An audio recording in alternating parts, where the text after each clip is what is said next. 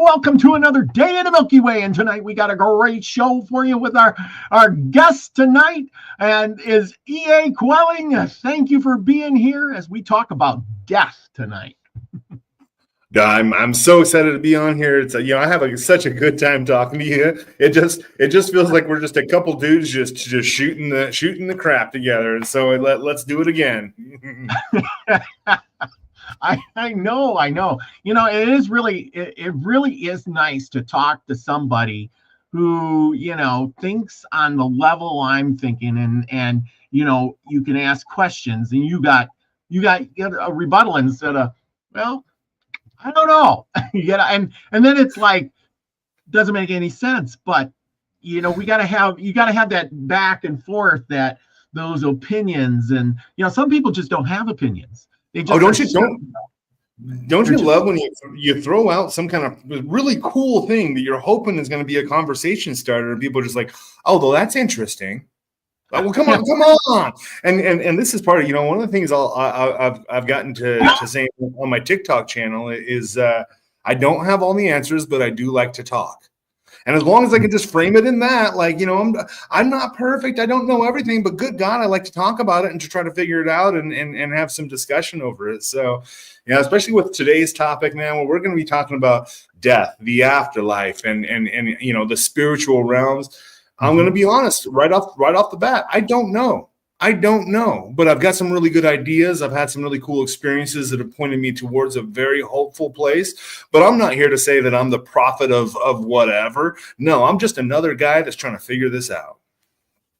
Yeah, absolutely. And same with me. I'm on the quest to ask the questions to different people. We had our Wayne Steiger on the other night, and he's got a different perspective over here, and I'm sure you're gonna have a perspective over there. And then next week we got another June, the author, coming on, and she talks to ghosts and things like that. So that is gonna be great too. So it's very good and interesting to get everybody's outlook on everything. You know what I mean?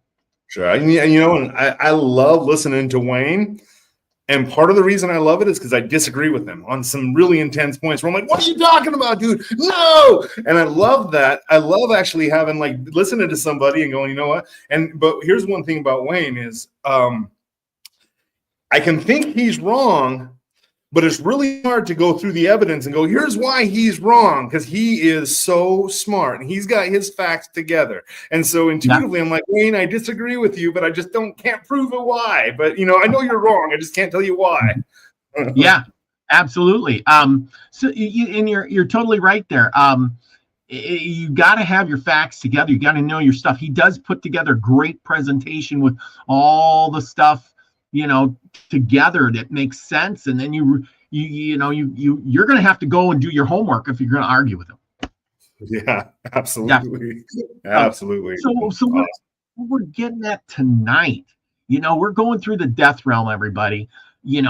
That's one thing that every single person here has in common with each other, no matter if you're black or white, or your different culture or religion or whatever. It doesn't matter. We all have death in common. The question is are you prepared to die? And if you do, and when you do, when you do you know what's coming up? What's on the other side? Are you turning to dust? Are you going to heaven? Are you going to purgatory somewhere or some other place? What is it? And that's my question tonight. We'll start out. Is there more after death, first off, or is it just dust? Oh, there's more. there's so much more after death that it becomes clear that these experiences of incarnations is just a blip on the screen, that there is something happening. Mm-hmm. There's a background reality that we keep returning to. And then we emerge into some weird phenomenal existence of three-dimensional space-time, and then we return back into that static background. And that it is, what. All right, so a death meditation that I've been doing for the past few years is to sit at my death altar, look into the eyes of the skeleton over there, and juxtapose our places. Understand, there's not much that makes me different from this skeleton. Biologically, with the matter in my body, very, very, very little actually separates us. And that's where I'm headed. That's where we're all headed. And that's part of the meditation, is to come to terms on a daily basis. I'm going to die. And it's going to happen probably before I want it to, probably a lot sooner than I want it to. Even if I live to be another 50 years, that's still going to be too soon for me. And so coming to terms with that on a daily basis, part of that meditation is I will inhale what's called death essence. It's an energy unique to necromancy and to the death realm. I'll inhale that and feel it saturating my body, making me heavy. And then I exhale myself, my energy, my identity, my thoughts, my dreams, hopes, ambitions, anything that I can feel as part of me, I exhale and give that over to death. And there comes a moment where I exhale, and that's the last piece of me. And I can kind of float suspended and watch all that's left of me floating into death and floating away. But then there's that question of, what is it that's watching? If all of me is gone, everything I can identify as myself is floating away, there is still an observer watching it all happen. And that's the beautiful mystery of this, that regardless of whatever happens, there is that observer that is immortal, that cannot be killed. And I do believe that this is, in a way, a holographic projection of the divine consciousness. It's the all mind that's funneling through my mind. And so, yeah, but is there something else? Yeah. In fact, I think that this reality is the something else. I think this is the weird thing that we push ourselves into, and then we return back into the same. I don't know. What are your thoughts on all that to begin with? So you're saying that this is the experiencing realm, and then the real place we're from is on the other side, and we come over here to literally learn and play. Yeah, it does. And so, I don't love the idea of the universe as a video game type of thing. But there is that matter of and I do think that scientists are starting to catch on to this, that our consciousness is not in here, but it's being projected into here from somewhere else, some other dimension. And so, yeah, it is, there's an interesting thing with people who have had near-death experiences, that there's almost always a profound feeling of returning home, going back home. And you don't want to go back to this strange place of the world and life. You actually just want to stay in the comfort and familiarity of your home and death. And so there is something really interesting with that. But with all that, also, one interesting thing, and I know F Kitty Cat in chat was mentioning NDEs as well, and something that a lot of people that have had NDEs come back with, that understanding there is something. But what I'm doing here is important. I need to stay here. It's not my time to go. And so even though this is a strange projection that we're projecting ourselves into, it's still very, vitally important that we have this experience. Mm-hmm. Yeah. Now, I've read a bunch of books, and this here latest one I've been reading, it's called The Secret of Death. And each one of those people that they're talking to says, when I get the other side, I got a nice house, there's plenty of land, I don't have any worries, la da da da da. And then eventually I'm going to go back and have another experience. But in the meantime, when I get here, people are here to greet me. Everybody loves me. We're all happy here. And each and every one. No, but here's the weird part. Now, this is a good one. Nobody says, oh, I got there and I was thrown into fiery pits of hell. Nobody gets up there and says, oh, Jesus came and held my hand and took me to the church, and I got to pray for 500 years straight. Nobody says that. Yeah. Why? You know what? So here's an interesting thing with NDE research. People do say that years later.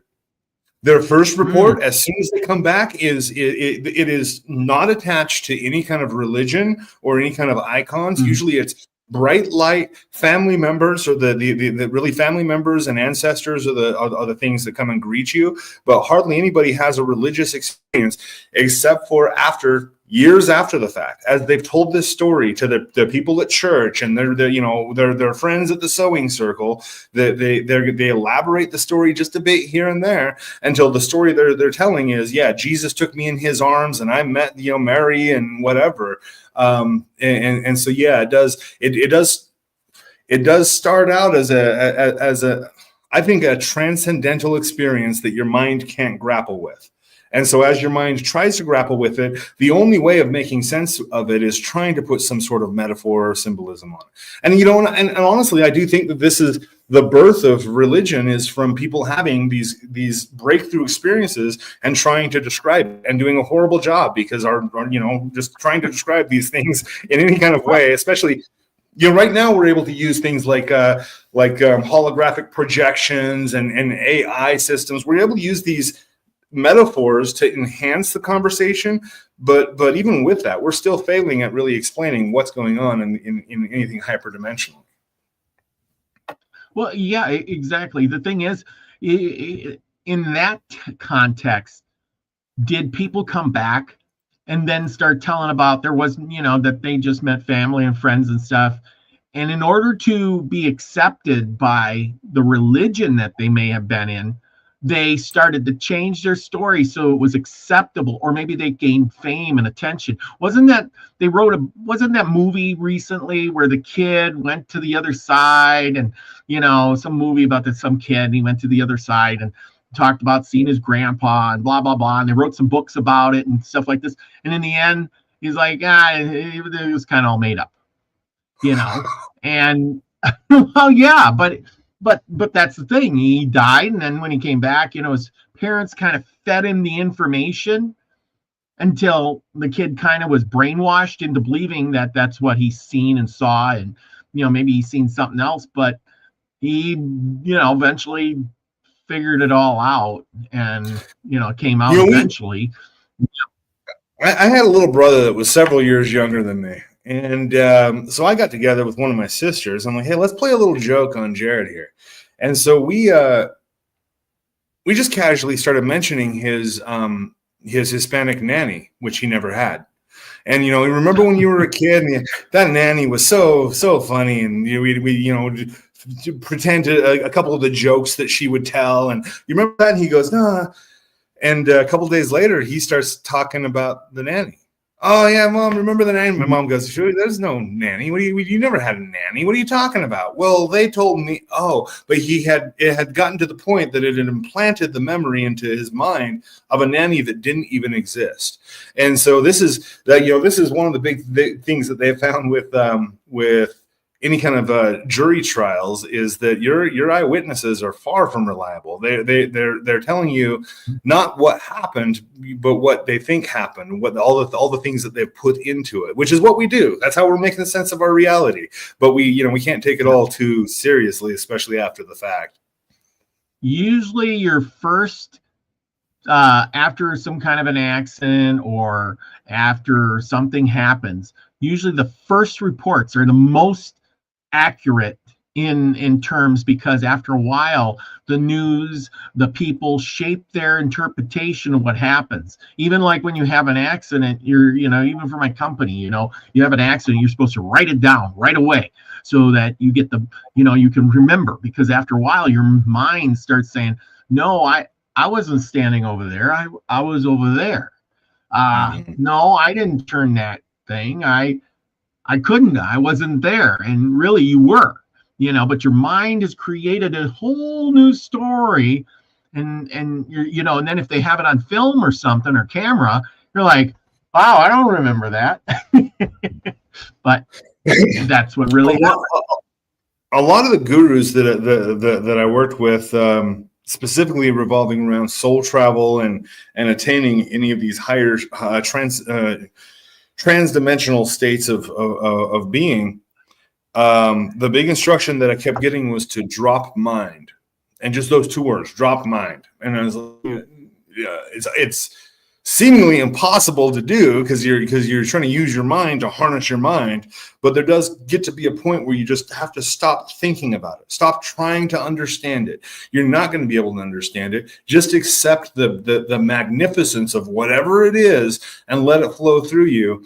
And then even after the experience, you do have to, if you're really pursuing a mystical life, you have to stay away from trying to make associations, trying to make sense of it. You actually are living in a place beyond sense. And this is why a lot of mystics will hit a stage in their evolution where they take a vow of silence, because they're like, I'm not even going to try to put thoughts and words onto this anymore. I'm just going to experience the experience.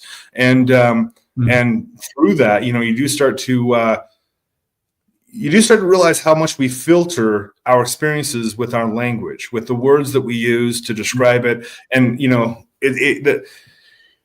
you're only using words in your mind when you're not fully engaged in the experience. If you're having a great time, you're just having a great time. It's only later that you think, oh boy, that was a lot of fun with Sally and da-da-da. And then you start putting the words to it, but lose yourself in the spiritual experience to the point that you're not thinking about it. Now with that, if you don't mind, I'd like to shift a little bit into the stages of death, because I do think that there are actual stages that you go through. So when your physical body dies, there is that connection of your mind, your emotions, and all of that to your body and to your life. You don't want to leave, and that not wanting to leave is more than just your emotions connecting to this world. There's an actual tether between you and your body. So a lot of systems have called this a silver cord, and it does indeed. When you're out of your body and you see it, it looks like a silver cord leading back to your body. That silver cord normally takes about 3 days to dissolve.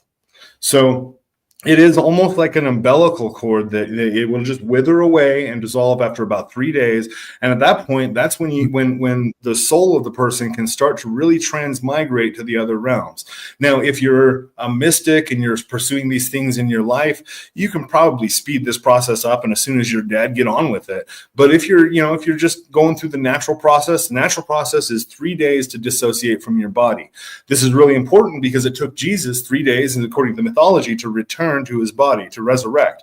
And we see that 3 day cycle. I think Balder also had 3 days of death. We see this 3 day cycle happening quite a bit, enough that it's like, I think they're onto something, that they knew about this 3 day cycle, that it takes 3 days for your astral body to disconnect from your physical.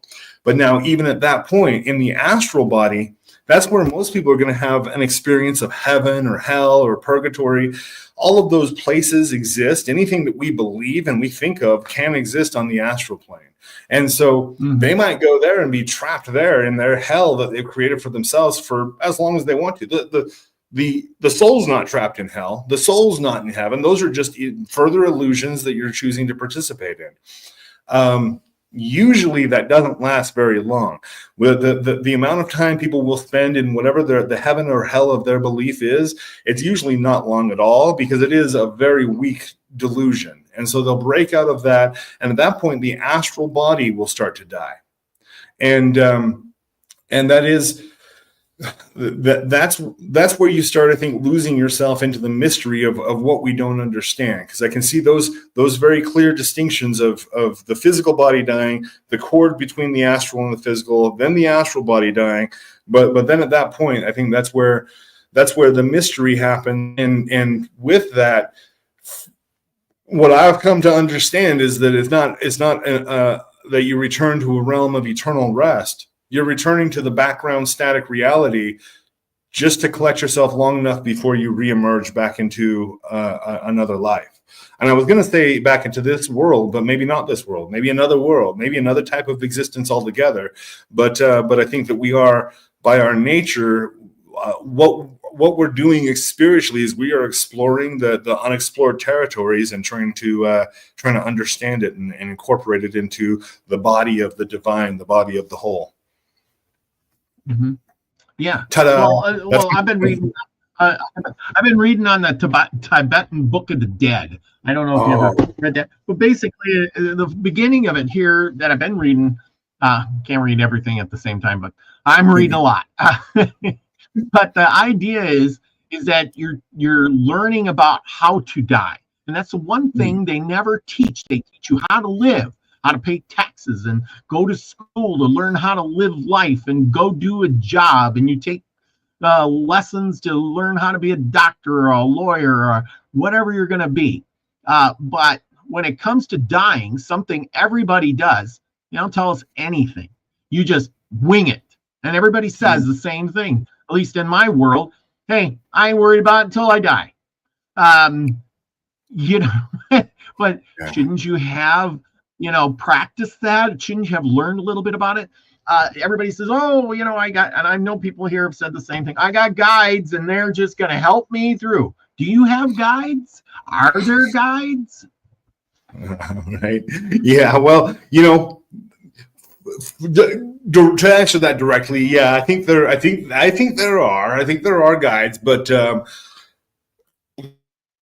I think that does need to be a personalized question. Who are your guides? Are you friends with them? Will you recognize them when they come up and they show up? Hey, Sally, yeah, good. I've been working with you for my whole life. I'm pretty certain I'm going to have Azazel escorting me to the next world, and I'll definitely recognize him whatever form he shows up in. And so, yeah, absolutely. But the practicing death thing, that is the point of the death meditations that I'll do. And one of these meditations is to imagine myself on my deathbed saying goodbye to the people I love most. And the challenge in this meditation is to push yourself to make it as raw as you can, to really feel like you're there, to really and you get yourself to the point that you're sobbing and preparing yourself for that moment. Now, with that, in a lot of different branches of Buddhism and Hinduism, it's understood that what you focus your mind on, well, the overarching premise is where your mind goes, the rest of you follows. So if you're living in India and you're always thinking about America, at some point you're going to visit America because that's where your mind is at. And so similarly, when you're leaving this world, if you can focus your mind on where you want to go, then it is going to be a seamless transfer from one to the next. And so that is actually a meditation that people will undergo, is specifically to focus on whatever the heaven is or whatever the next thing that you want to incarnate as. Focus on that and push yourself to that even before you die. Now, I know there are a lot of monks in different Eastern traditions that will start to embalm themselves while they're alive, eating pine resin and pine needle broth, and a lot of different pine things that the whatever chemicals are in the pine, the terpenes or whatever, start to saturate into the body. So by the time they die, their body's already mummified, and that's and so they will, for like 10 years, they'll be preparing for their death by just, eating only the things that are going to help, turn their body into a mummy. So it's nuts. Yeah. They're preparing. They are on that road. But here I've noticed people have gone, they're in religion. And especially like if you're a Christian, Catholic kind of person, you're terrified because, our God's a jealous God. He's wrathful. You're a sinner. If you did one thing wrong, you're going to burn in hell. And they're so afraid that they don't want to die because when they get there, oh my God, they're going to have to pay for all their sins. And so they're trying to hang on as long as possible, when it should be a peaceful death. We've heard many times how people, especially like the Native Americans, I do a lot of shows on that. And I'm going to die, I'm going to say my goodbyes, everybody. I'm going to walk in my hut or whatever, and I'm going to lay down, and in a little while I'll be dead. That's it. So there was a Second Amendment advocate named Paul Harrell, and he was all over YouTube doing gun videos and showing you how to safely shoot your gun and how to reload it and do all the stuff. He just had a really cool, like, almost seemed like an uncle just talking to you through all this stuff. Really cool delivery. But he did this for several years, was a big figure on YouTube with the gun community. But he recently died of cancer. And he made a video that he put out that was very similar to that. He's like, well, guys, this is the end of my journey. And just like his normal happy self, as he's telling us, giving us his last words of advice. That's that there's so much fear over death in the Western culture. And I don't think it's natural. I think that it's being artificially pumped into us to be terrified of death and to be terrified of illness and to be terrified of anything going wrong. Well, you know what? Illness, death, and things going wrong is the nature of this world. And so, and I think the purpose is to keep us afraid, and as afraid as they can keep us. So yeah, absolutely. Yeah, well, and that is true, so true. I mean, as many questions I've asked people, they are terrified, or they think, oh, I'm going to heaven, I'll get to heaven, and then other people say when somebody dies, oh, well, I know they made it to the pearly gates. They were good people. They made it to pearly gates, but I'm glad I'm here with all of you right now. And it's like, what? You should be saying, well, I'm going to the pearly gates too. But no, you're saying, I'm glad to be here yet because I'm afraid to go there. Take that leap of faith. Ooh. Yeah, I know I've sat in a few funerals where I have personal knowledge that person is not at the pearly gates, that they did not live a good life, and that I'm hoping that they're actually experiencing whatever retribution might come to a person. Which, to talk about that for a second, I do feel that if you leave this life with an unclear conscience, you will have to clear that. And so, if you believe in a hell, you might have to serve some time there until you figure it out. That there is a reckoning, and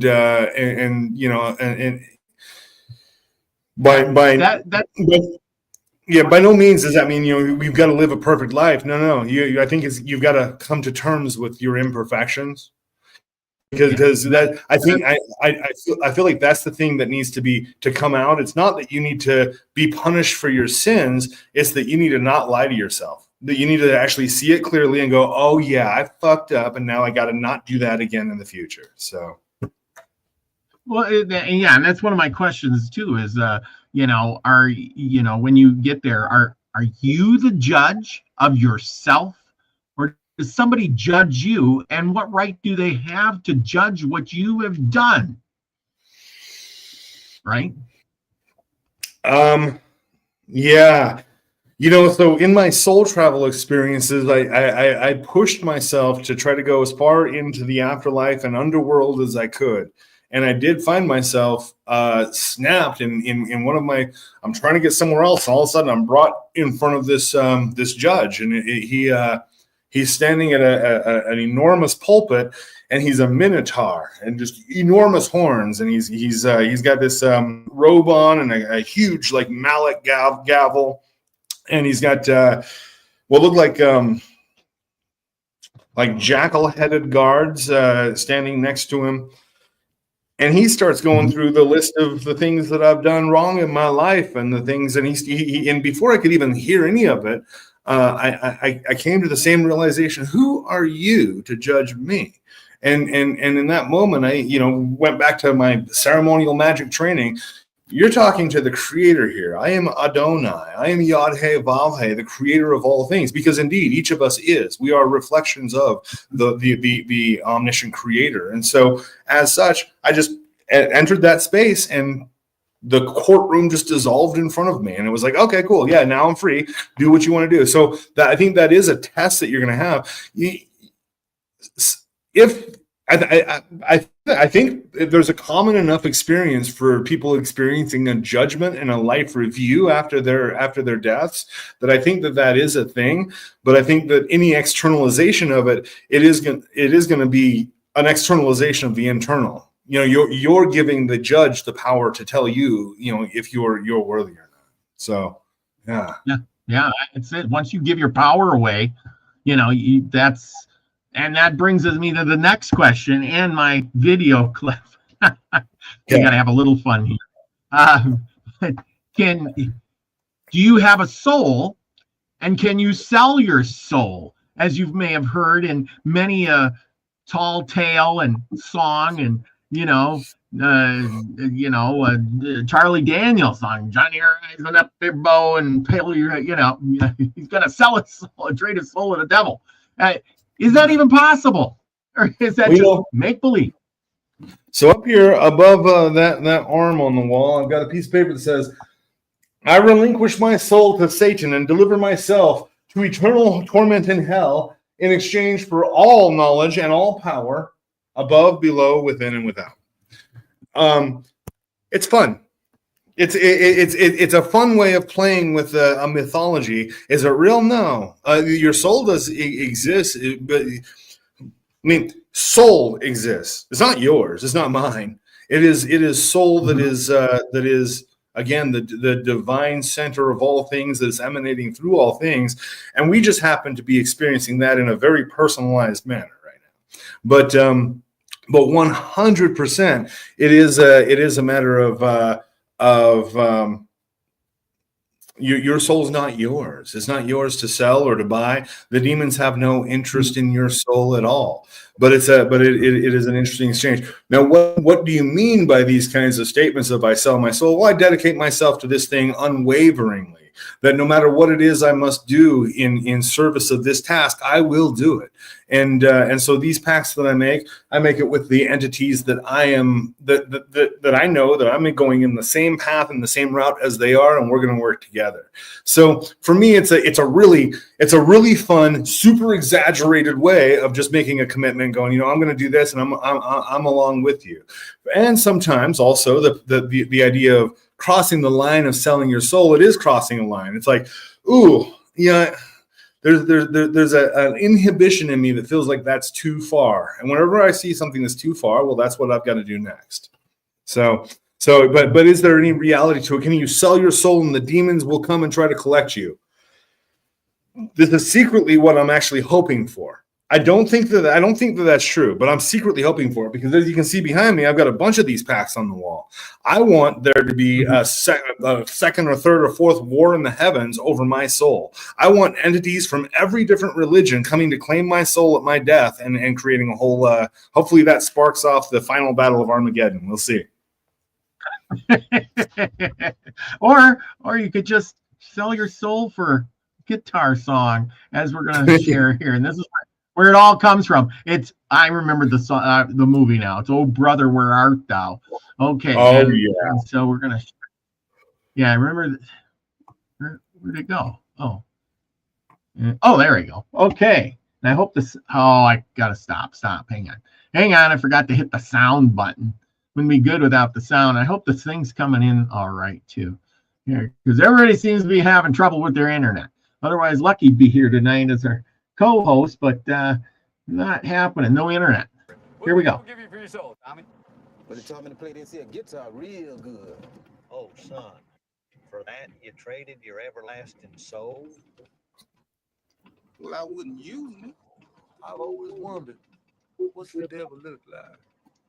Well, of course, there are all manner of lesser imps and demons, Pete, but the great Satan himself is red and scaly with a bifurcated tail. He carries a hay fork. Oh, no, sir. He's white. As white as you folks. With empty eyes and a big hollow voice. He loved to travel around with a mean old hound. So, did you get that? He sold his soul so he could play, to play the guitar, and he's telling him what, So one guy, see, this is the difference in opinions on these things. He's red with a big old tail and pitchfork, and the guy's like, no, he's a white guy, white as you, has big old hound dog. Mm-hmm. Yeah. That's fun. I'll tell you what. Didn't have any sound to it. I turned it up as loud as I could. Everybody's wondering why I didn't have any sound, and I'm sorry to say that's just the way the video was. So if you don't remember it, is what it is. Sorry. Yeah. Go ahead. Yeah. Whatever. It was worth a try. But the whole selling your soul at the crossroads to the devil, man. That's I'll tell you what. I was playing my bass guitar when I signed that pact, and I don't know that I've seen my playing go up at all. So I'll tell you what. And then furthermore, have you actually gone and listened to Robert Johnson? No. Okay? It's not great. It's not great. The greatest thing about him was the legend. I don't know. I mean, and sure, maybe he was turning things around at the time. It was a style that nobody else was doing. Also, it's a style that nobody's done since because it wasn't a great style. It wasn't great music. But what was great about it is he had this awesome story about selling his soul to the devil. And so that's the really interesting thing. But there is that story amongst a lot of rock musicians that Eddie Van Halen has said it. A lot of different musicians have said they owe their success to the devil. And that's an interesting thing on its own. But Nina in the chat, Nina Mystic, love you. She says that this is all the church pushed out this whole the devil thing and selling your soul, and 100%. And you can just see them as spirits and being things that you work with. Here's what I think that rock musicians and people selling their soul to the devil, what it is, just like mine there. It is a declaration of I'm not going to live by the rules of this world. I'm not going to worry about what other people think about me. I'm just going to do my thing. And if that means I'm homeless playing my guitar, I'll be homeless playing my guitar. And I think that's the kind of fury and passion that's required to break through with any kind of greatness. And so, people who are willing to sell their soul to the devil, I think a more honest way of approaching that would be just to say, you know what, I'm just going to go all the way, and I don't care what the repercussions is, because that's the spirit of it. That is the spirit of it. I'm going to do what I want, and I don't care what the consequences are. I'm going to get what I want to get. And so 100%. Yeah. See, and I was talking with a buddy of mine. He's in the chat. He knows who he is. But anyway, we were talking about the earth and religion and selling your soul thing and all of this other stuff, but in magic perspective of who owns the earth, and we realize it has to be the dark side. The earth is the dark side, really, because everything is so inverted that the religion, the Catholic religion is dominated, and they'll say, oh, we're about love and peace and everything. But if them people don't believe, go kill them. We'll do it in a nice way. And what other religion carries a cross around their neck? For instance, they have a hold of cross of, okay, our Savior was killed on this cross, and who killed him? We did. And that would be like saying, somebody was on the gallows, and now we carry nooses around our necks because, right. We want to remember. So we got a noose that we hang around our neck because we're remembering that we hung him and killed him dead. Yeah, I know. The logic there. Jesus would have already returned if people stopped, praising his death so much. They kept worshiping his death. He's like, fuck, I'm not going back there. Those people are crazy. And if he did come back, they would kill him again. They would be like, oh, man, he's back. We got to put him on the cross again and have him save our souls. Well, I'll tell you what. So there's a really interesting thing. There's a pathway that I followed with Become a Living God that's been drawn out before with people like Jesus, with Friedrich Nietzsche, with a lot of different thinkers who really got shunned by society, really put this out. This one phrase will get them to all of the powers of this world to come against you. That phrase is, you are God. Not me, I'm not God, you're God. You're God, you're God, you're God. Everybody's God. We're all God. That's the biggest that's the biggest thing that nobody wants to, that the powers that be don't want us to understand, because they have to be God. God has to be God. Religion has to be God. As soon as you're God, that puts the power right back in its rightful place. And so that's 100%. Well, and that's the thing. We've been told that you are nothing. You are not powerful. God is powerful. And that's why you have to bow down and worship him. And I think, wait a minute. I realized later on, I don't want to bow down and worship anybody. I'm not worshiping anybody. I'm me. I'm a powerful being trapped in this meat suit body. I am a powerful being. And, Like you said, I am God. I am a creator. I can go out and I can bake a cake. I can fix something. I can make something. I'm a creator. I imagine it in my head and I go out and I create it with my two hands right here. When I was when I was 12 years old, I moved up to Washington State with my dad. My parents had gotten divorced, and I did a couple years with mom, and she started just losing her mind. So I went with dad. He moved up to Washington State, and right up to a little town called Squim. Right, it's just beautiful, beautiful green everything. And my dad was Mormon, and so I started going to church with him again and getting into the whole church thing. And church was always, it was like I was always searching for it. I'm sitting in this building going, well, come on, come down, come into me. I'm eating the bread, I'm drinking the water. Good God, just show yourself. But then we went on this this hike with the Boy Scouts. We go on this hike with the Boy Scouts, and we go up on this week-long, there's a boardwalk that leads up through the mountains and then drops down into the into the ocean. It's beautiful, just the most beautiful.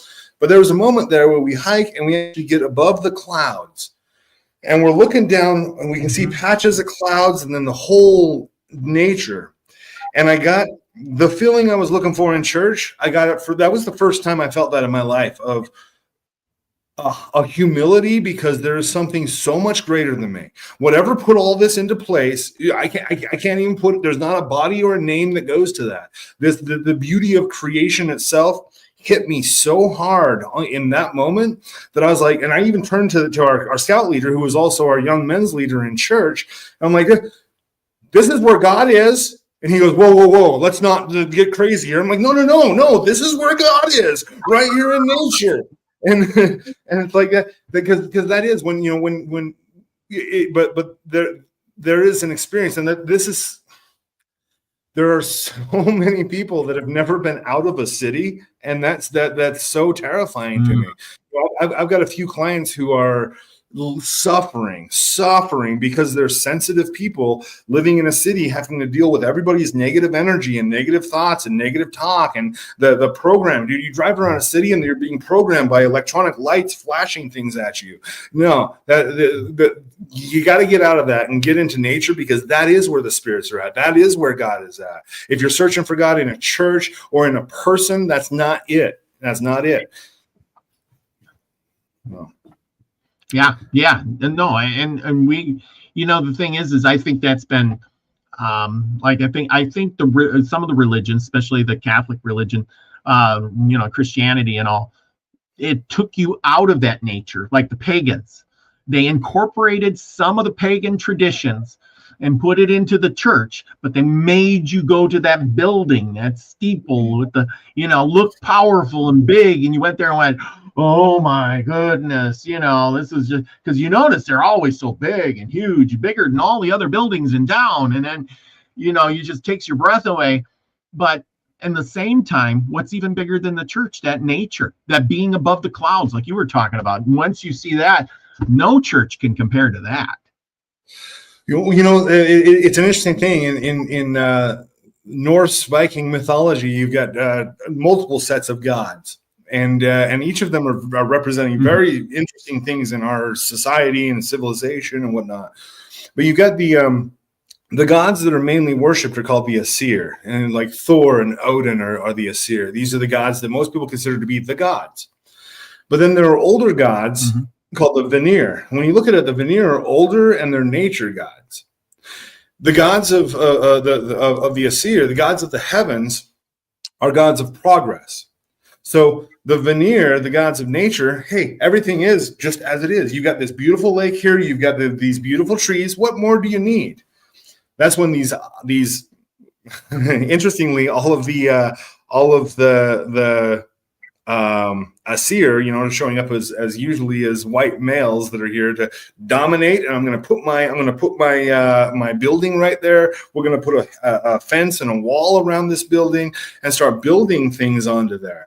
And there's an interesting dichotomy there of like progress dominating nature. And is it better? In some ways, I mean, I think I think a case could be made for progress being good. I think there's also a really strong case, especially right now, for it being bad. I honestly kind of think we need to put the brakes on it and go back to living in the trees for a little bit and get back to sanity. Well, and and get back. Speaking of North. I'm sorry, real quick. With getting back to sanity, that kind of ties back into the topic of the day. It is living in the trees, living in nature. You are going to witness death in a way that we don't. You know, that we have our death delivered to us in plastic packages that we unwrap and eat. You know, with that we've been very disconnected from the life-death cycle, and I think that's a big part of why our civilization is dying. Yeah. Oh yeah. Absolutely. I think you're right. We'll go back to, you almost made me forget. Norse mythology. I'm fascinated by it too.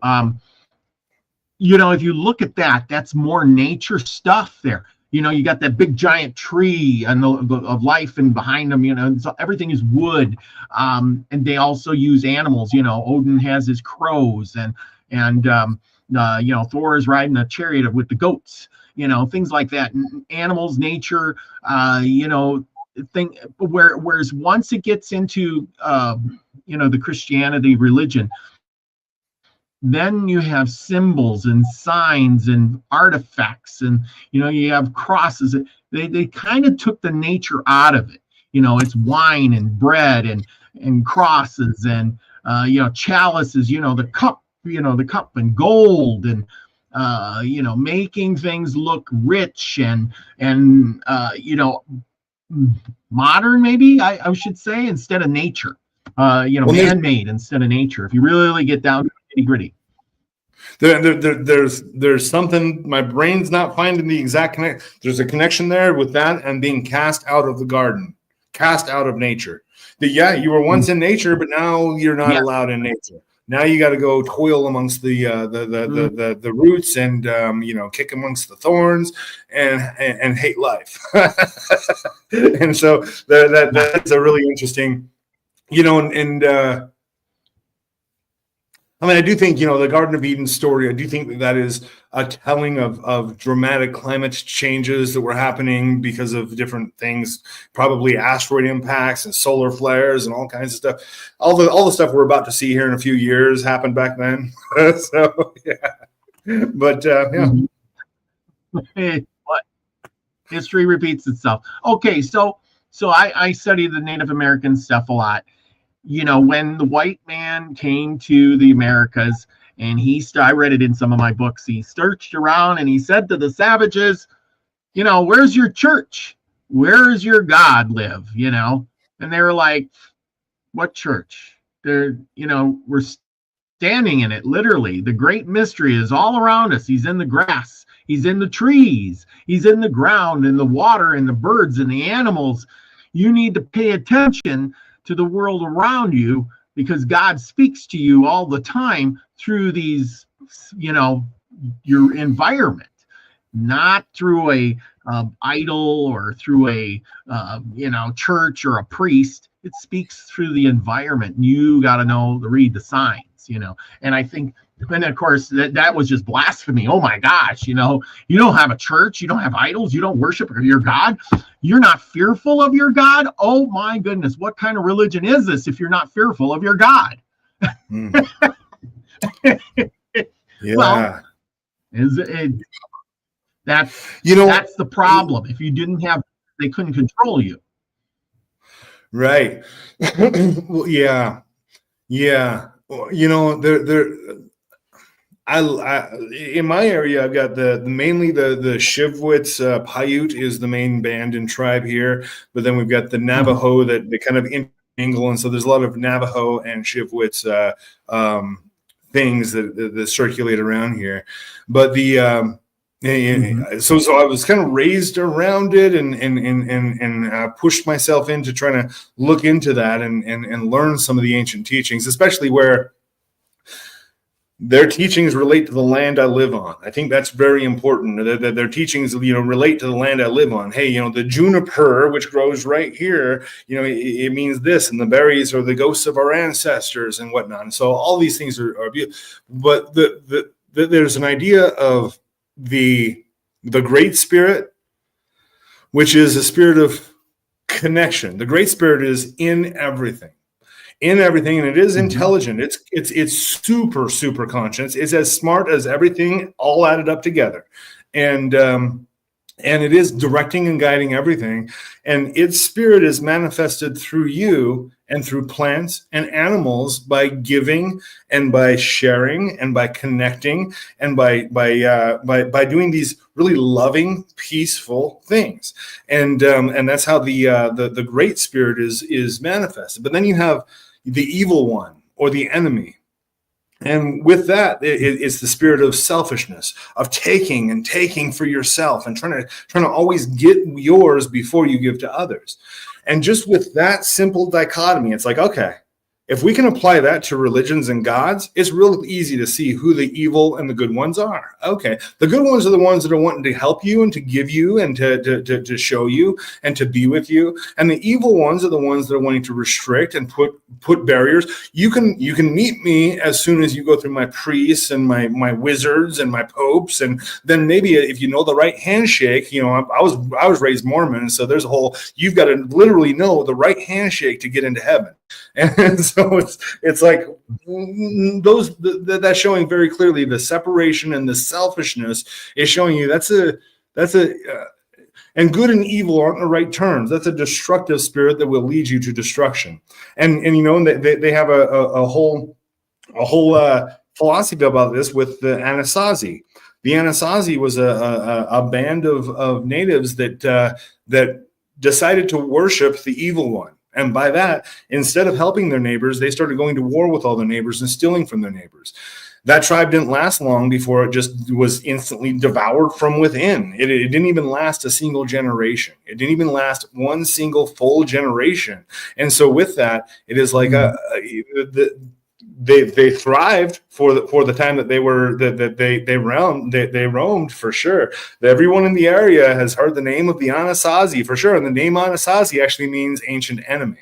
And so it is like, yeah, you can get a lot of power with that destruction, but it will destroy you. Don't just be clear about that. It will destroy you.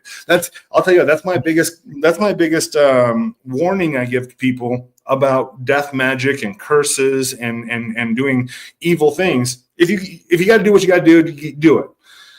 But making that your life, you start to surround yourself with those powers, and you're going to become destructive. And as you become a destroyer, you also will be inviting destruction into your life. And so you've got to not just balance that out, but overbalance it. Put most of your attention, just like the Navajo would say again, the wolf that you feed is the one that grows bigger. And so feed the things that you want to actually have grow in your life. Yeah, absolutely. A couple little questions on that. On your travels and trips through to the other side there, did you never then did ask you for a secret handshake? I imagine said, "Hey, we can't help you, because you don't know the secret handshake. Sorry, and or the secret code word." So you will get blocked. Yeah, you'll have doors that you. Really? Yeah. Here's the secret password is, you will let me in. I am the creator of all that is, and you will let me pass. Whatever words you want to put to that, but it is asserting like you're not one to block me. In fact, all of this is my creation. I am the God that walks through this realm now. And then every single time, if you believe it as you say it, every single time they let you pass. If you're I'm God, they're not really going to hit you with it. But if you're able to actually fully believe that and embody that and say the words and understand you are the divine. And again, any of us can do this at any time. This is one of the things I've found interesting with people who have had what do you call it, poltergeist issues in their homes, or hauntings, or even people who've had alien abduction experiences that have been able to make it stop by praying to whatever God or commanding it to stop. Just and it's not a matter of, it's not necessarily Jesus intervening because you're calling on his name. It's the fact that you're asserting yourself as a divine being and asserting your will. And people have literally been aboard an alien mothership, and they've had to take them back home and put them in bed because they asserted their will. Yeah, it makes total sense. I remember listening to, I don't know if you ever heard of Jeffrey Daughtry, the Christian whistleblower guy. Back in the day, I watched him a lot, and he's over on Rockfin now, I think. But anyway, he would always say things like, I could have casted out demons by saying, "Get out in the name of Mickey Mouse," as long as I, used it with power. I could have said any name I want, he says. It would have been the same if I used my name, Mickey Mouse, God, Jesus, whatever. But you were being assertive, and you were using your power. And I think there's, something in so that.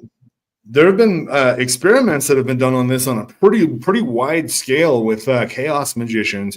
Chaos magicians are really fun because they like to just play with everything. And so they got together, and this was back in the late 90s. They started getting together online and saying, you know what, the gods are just our creation.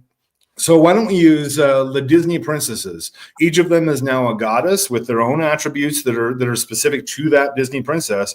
And so they deified the Disney princesses and some of the Disney villains and heroes, and started working with them magically. And they said their success rate was just off the charts, that they were able to not only tap into the archetype that those characters are built upon, but also all the children that have watched those movies and fed into those archetypes. And so, 100%. Yeah, you can use Mickey Mouse is a good one, or you can create your own. This is interesting. If you create your own God, it's not nearly as powerful because you know that you created it and nobody else has fed that God. And so just making up your own BS is not nearly as powerful as piggybacking on something that already exists. Mm-hmm. Oh, yeah. Yeah, that's so true. We got a good question for you. I know he's been dying to ask this question. Awesome. What has black magic done for you? Unraveled the illusion and the delusion of reality. It's allowed me to so this whole world, this whole reality is a machine. And black magic has got me on my hands on the levers of that machine, that I'm able to play with it and adjust every aspect of this world, my life, but also I can create worldwide headlines at will, and I do just for fun sometimes to see what would happen. What would be the weirdest thing to show up in the news tomorrow? Let me turn some of those dials and make this happen. So it has given me access to the control room of reality. Just that little stuff like that. Well, which is good. I mean, it is a good thing. Control reality. Here's a truth behind it, though. That control room of reality exists within every single spiritual system. I could have found that within Mormonism or Catholicism or Buddhism or any other path that I wanted to pursue. Black magic is unique in that it's allowed me. Black magic is a systemless system, a pathless path. I don't have to have any rules. I don't have to follow anybody's commandments. I can do whatever the heck I want, and make, as long as I can make it work for myself, I can make it work for myself. So black magic has given me the freedom to use whatever archetypes and idols and symbols and systems that I want to use completely freely. Whereas if I bound myself to any one system, which you have to do on the right-hand path, you have to choose a side. You have to choose a team and only root for that team. And that's just a game I refuse to play. And so black magic has allowed me access to that control room without the dogma that you'd have to go through for any of these other systems. Because I got in every single religion that I've come across that seems like it has the truth, I've thrown myself into that and gotten to the point that I'm at the highest levels that you can get to in most of these organizations. And every single one of them has the exact same BS behind it, that it's all, the higher you get in any spiritual organization, the more it is about suppressing other people from having their own experiences. So That is so funny. So because, and I totally agree with you on this because, well, I'll tell you a funny story, and I'll make it quick because we've been on for quite a while. But anyway, one day, me and my buddy decided to check these things out. What's these differences between these religions? And I somehow looked it up on YouTube. How to become a Jew. So I looked that up, and it says the 3 things you need to become a Jew. Repeat after me. This, this, and this, So if you say these phrases, and then it would say, after you are now a Jew. Like, hey, buddy, we just became Jews. Okay, let's look this up.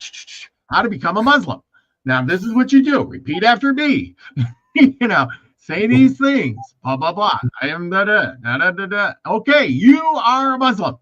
And I'm like, so that day, after about doing 3 or 4 of them, we became like 3 or 4 different religions. It was hilariously funny because I'm thinking, well, repeat after me. Do these 3 things. I believe in the one and only God. Da da da da da. And you're right. Then we discussed this, and I said, that religion has like 5 classes. They have 5 grades, like you're in high school, right? Or grade school. You go grades 1 through 5, and then you repeat. You never get to finish and graduate. The thing is that I want to graduate. I don't want to go back and repeat 1 through 5. I already know about Jesus and Christmas, and he gets born, and in a few months he dies on the cross, in 3 days, and blah, blah, blah. And then we have the what happens after for a few more months. And then we back, Jesus is born again. And we do it all over every single year. How am I learning anything to become more than Jesus is born and Jesus dies? I want to go farther than that. I want to learn about dying. I want to learn about living. I want to learn about the afterlife. I want to learn about what's on the other side. If I imagine, and this is the big question too, if things are here like they are, kind of in a pyramid, you got the president and it works his way down, and the local level, etc. You got your boss, and you got the house, and da da da da da. Is it not going to be the same on the other side? You're going to have a boss guy over there telling you what to do, or not everybody's going to just say, well, I am the king, because everybody's going to be saying, you have to listen to me when I tell you to do this, because everybody's going to be that. There has to be a guy in charge. Yeah. Or above you. Much like we see in this reality, this reality is a manifestation of the other energetic states. They're condensing into more and more solid states, and so what we see here is a reflection of what exists elsewhere. And so with that, you do see. Here's what you do see. Very much like here, you see localized governments on the astral plane. So if you're Christian, you've got a whole, and not even Christian, if you're Protestant, if you're Lutheran, if you're Episcopalian, all these different identities, they have their own little realm in the astral plane that has popped up. And so that's going to be ruled by all of that. And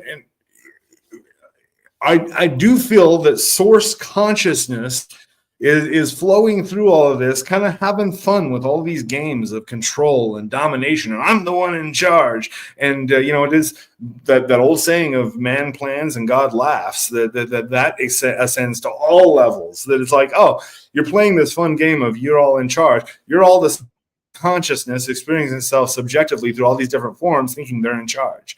It's like, yeah. So it's like when I'm driving, I like to drive fast. So when I'm driving down the road and I get behind a slow driver, I try to relax and just remind myself that's just the part of me that likes to drive slow. In order for me to love to drive fast, there's got to be a part of me that loves to drive slow, and that's that goddamn guy right in front of me.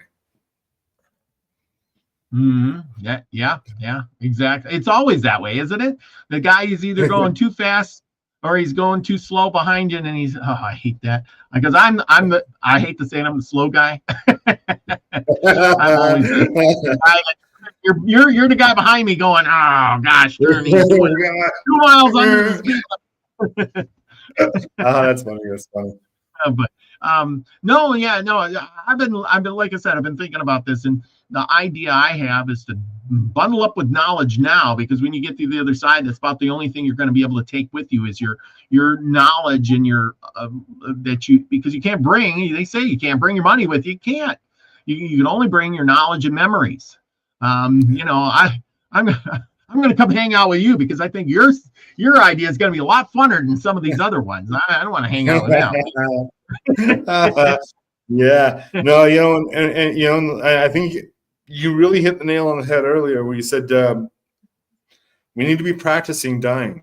And so what does that mean? First off, practice letting go. Everything you love is going to die, or you're going to die and leave everything you love. One way or the other, everything you love is going to go. And so right now, I'm used to letting it go. Just emotionally, you know what? And as a parent, this is really difficult to let go of my daughter in any kind of way, but that's part of the meditation.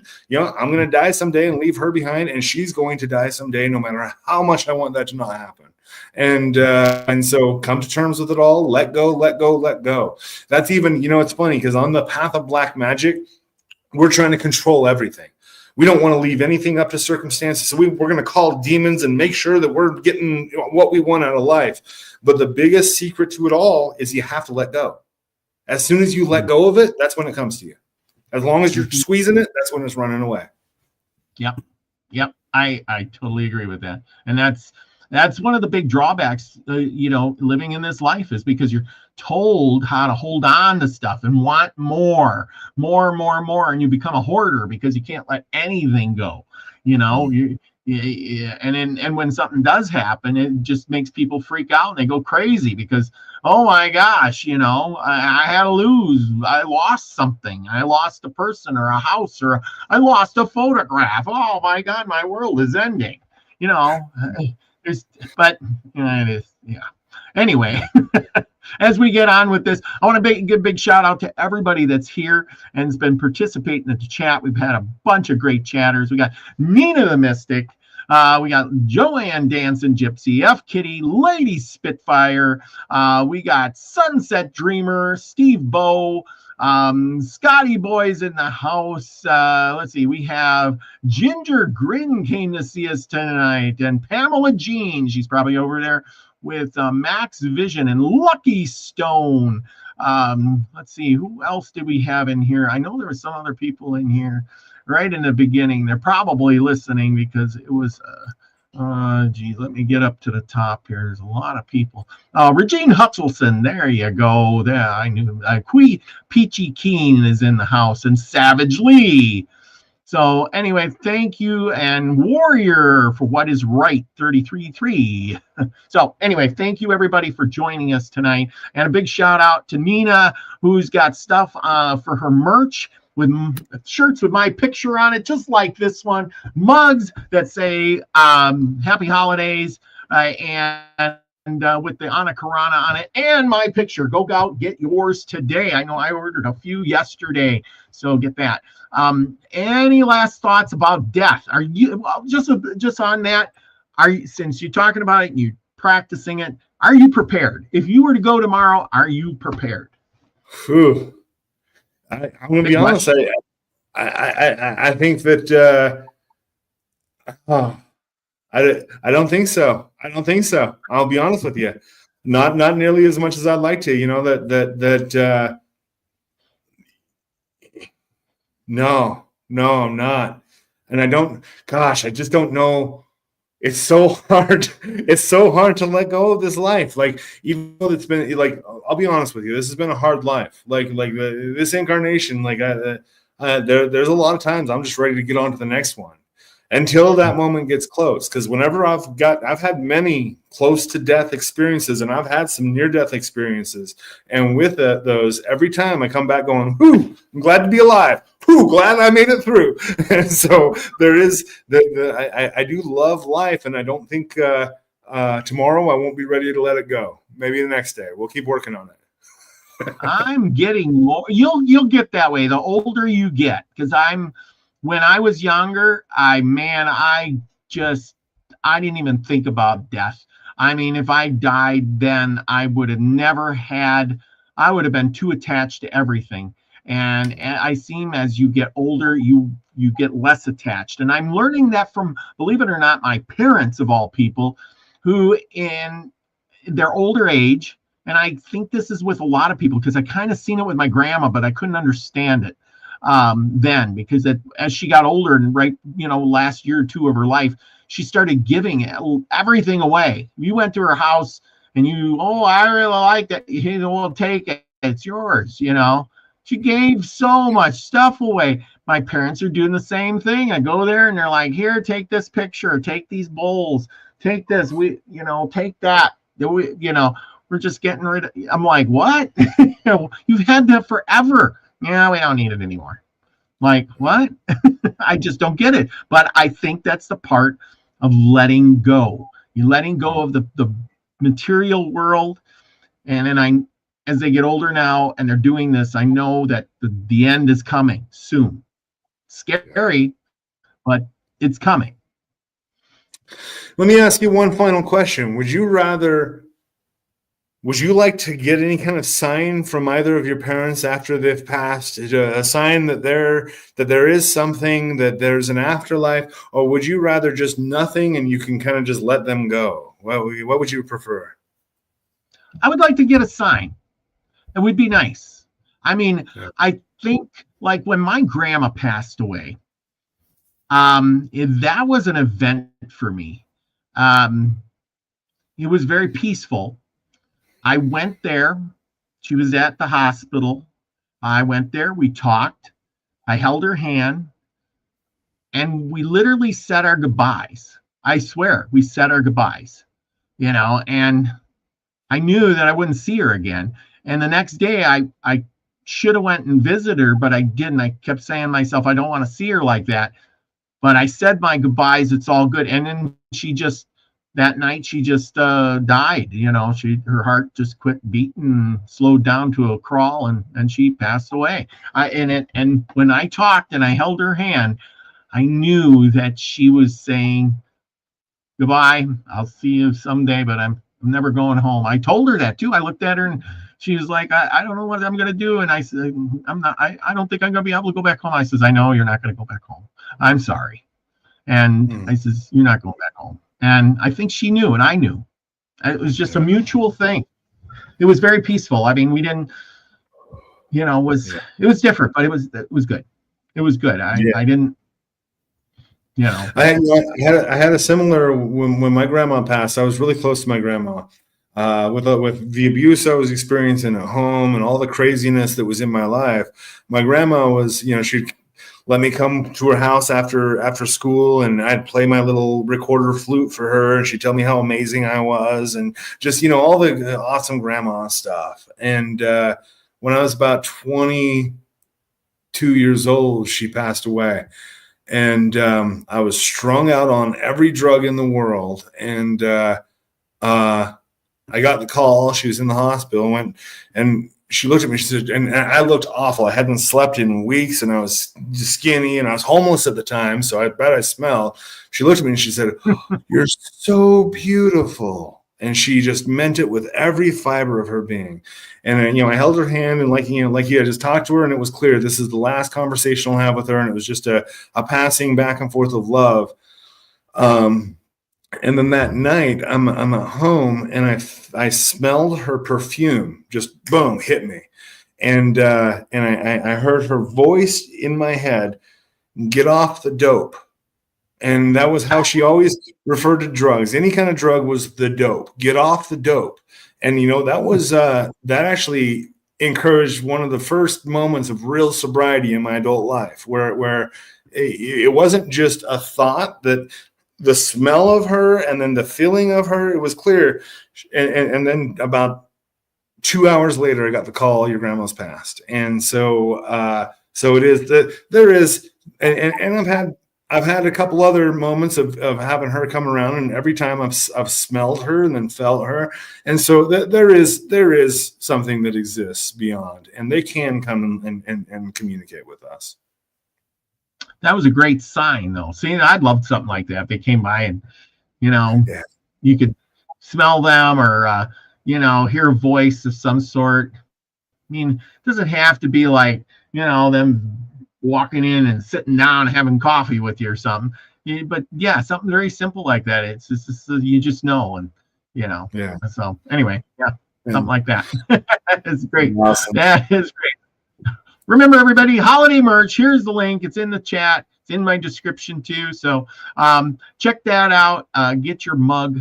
And with that, we're going to sign off. It's been a good hour and 15 minutes. That's when we get done here. So thank you for joining me again. You're getting to be a regular Soul Tribe member here, eh? Oh, yeah. It's great. Glad being on. Thanks for having me. It's been an awesome conversation. And yeah, we'll do this again, I'm sure, not too long. Oh, yeah. Awesome. Wow. Oh, yeah. That's because we got all kinds of good stuff to talk about. I swear it. Every time something good, I'm reading your book too, man. I am really intrigued with your book. I am paging through that little by little, and I'll get to the end. But I bought the big book, the big hardcover, all of them together book. Oh, my complete works. All right, awesome. We'll have to chat about. Thank you very much. Go ahead. Nope, you're good. No, thank you. It's been awesome. Okay, everybody, thank you for being here. And remember, as the dogs are barking, go out and do something nice for somebody else. And most of all, be the frequency you want to receive, everyone. Love you all. Peace, everybody.